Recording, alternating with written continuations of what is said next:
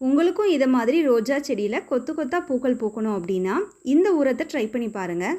மீன் waste வாங்கிட்டு வந்து அதுக்கு சமமான அளவு நாட்டு சக்கரை கலந்து 45 நாள் ஏர்டைட் பாக்ஸில் வச்சிடணும். நிழல் பாங்கான இடத்துல வைங்க.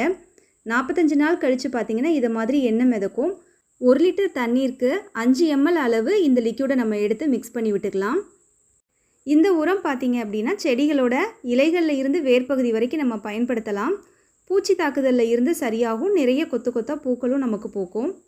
பூக்காத ரோஜா செடி இருந்தாலும் இது நல்லாவே பூக்க வைக்குங்க. இதெல்லாம் பார்த்தீங்கன்னா நான் கட்டிங்ஸ்லேருந்து வளர்த்த ரோஜா செடி தான். வாரத்துக்கு ஒரு முறை நம்ம இந்த ஃபெர்டிலைசர் வந்து பயன்படுத்தலாங்க. அதனால் செடிகள் வந்து நல்லாவே தளைஞ்சு வளரும். நிறைய கொத்து கொத்தாக பூக்களும் பூக்கும். புஷ்பாஞ்சலி நர்சரியிலேருந்து நான் வாங்கின ரோஜா செடி பார்த்திங்கன்னா ரொம்பவே காஞ்சு போய் தான் வந்திருந்துச்சு. நான் அதுக்குமே வாரம் ஒருக்கா இந்த ஃபெர்டிலைசர் தான் கொடுத்தேன். நல்லாவே தளிர் வச்சு வளர்ந்துருக்கு.